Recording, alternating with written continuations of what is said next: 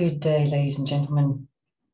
My name is Samantha Curle, and I'm an assistant professor at the University of Bath, teaching applied linguistics courses for the MA TESOL program, as well as the Director of Studies for the Masters of Research in Advanced Quantitative Research Methods. Today I'll be talking about the effects of mindsets on academic success in Turkish and English medium instruction courses. And I'll just share my screen with you. There you go. So yeah, let's crack on. I hope that's visible. So just to give you an overview of the presentation, I'll just sort of introduce mindsets, as it's not very commonly researched, and I think especially in the EMI context. So I'll just give an overview of what they are and why they matter. I'll then delve into the current study that I'm conducting with my colleague, Dr. Doğan Yüksel from Kocaeli University in Turkey. We conducted this study recently in Turkey. The Turkish students in the subject of mechatronics engineering. I'll talk about the research questions, the methods, the results of the study, and then, of course, a bit of discussion, pedagogical implications, limitations, and then to conclude, give suggestions for future research. So mindsets are based on two basic assumptions. And the first is that some people think that nothing can change their level of their intellectual ability. So there's a fixed mindset, and this is referred to as entity theory. Other people believe that their intellectual abilities can be developed through hard work and instruction. And this is a growth mindset based on incremental theory. And the relationship between mindsets and academic achievement has been explored in different academic subjects such as maths or biology, but there haven't been any previous studies that have looked at the effects of language learning mindsets and or maths learning mindsets on academic success in an EMI setting. And this study aims to fill that gap.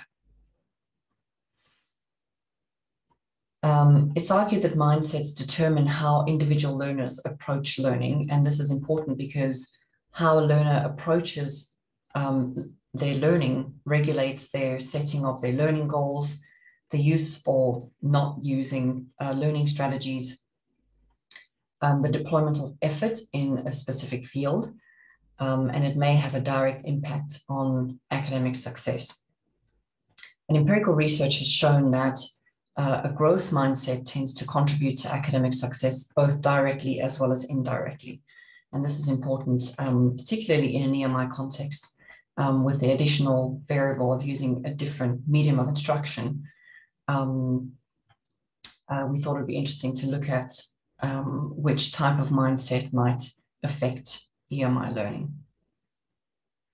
So holding a fixed mindset about mathematics learning can be particularly detrimental for females and low achieving students. And Boswick et al. Note that students' growth orientation is associated with gains in maths outcomes. This was a study in secondary school, and it was measured both cross-sectionally as well as over time. Bernardo's study had a nationally represented sample from the Philippines and found that growth mindset was positively associated with PISA 2018 mathematics achievement. But this was only among higher socioeconomic status students. So the evidence of mindsets and success in mathematics achievement is quite conflicting. There does need to be more research done in the area. And so this is why we've conducted this study. So the research questions of this study are: to what extent do language learning mindsets predict English medium instruction, academic achievement in mechatronics engineering?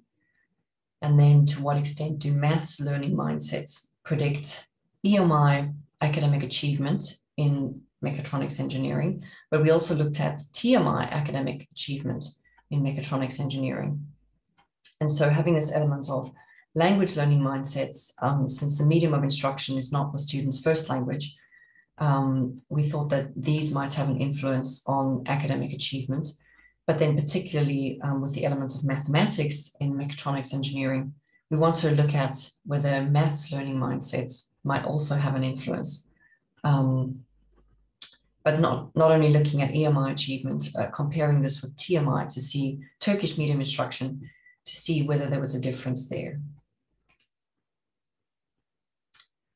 So we gathered our data at a public university in Turkey. We had 68 mechatronics engineering students. They were at university level. They were in their 4th year of study. And we deployed Lewin Knoll's language learning mindsets inventory, the questionnaire, as well as Curry's maths learning mindsets. And so it was a very sort of quantitative-based study. We also had the student test scores on their English medium instruction as well as their Turkish medium instruction courses, so we could compare the questionnaire data to the outcome data. We then ran regression analyses to analyze the data. So looking at language learning mindsets and the relationship with academic success. Now remember here we only looked at EMI success. We found that both entity and incremental language learning mindsets were statistically significant predictors of EMI achievement. There was a difference though in that incremental mindsets predicted positively, explaining 34% of the variance in achievement, whereas entity mindsets predicted negatively and explained a little bit more of the variance, 45.9, almost 46% of the variance. When we look at maths learning mindsets and academic success, both entity and incremental maths learning mindsets were significant predictors. Again, we have this discrepancy of positive and negative prediction. Incremental mindsets explained a large proportion of the variance, 70% of the variance in EMI achievement. That's a huge proportion, really. And entity maths learning mindsets predicted 36.1% of the variance in EMI achievement again. This just demonstrates that relationship between the two variables, and we can see there's a very strong relationship there between the incremental maths mindsets and the EMI achievement. And that was explaining quite a large proportion of the variance. Now, when we look at Turkish medium instruction success and maths learning mindsets, again, both entity and incremental maths learning mindsets were statistically significant predictors. But again, we have this element of incremental mindsets predicting positively and entity mindsets predicting negatively. And this confirms previous literature, but it's quite interesting to see again the incremental maths learning mindsets in the TMI academic success as well, predicting quite a large proportion of the variance there again. And this again demonstrating that very strong relationship there between the two variables. So the association of growth or incremental mindsets with students' academic achievement confirms results from previous literature, which is quite interesting. And specific to maths, Bostwick and Bernardo found significant effects of growth mindsets on the achievement of large groups of middle and high school students. And considering these were university students, adult learners, the findings of our study contradict those of Sisk et al. In their meta-analysis, where they found no relationship between growth mindsets and achievement. So again, it's a mixed bag, basically, because the literature has very conflicting results. And so this is a very under-researched area, which does need to be further researched in an EMI context particularly, to see whether the similar findings could be found in other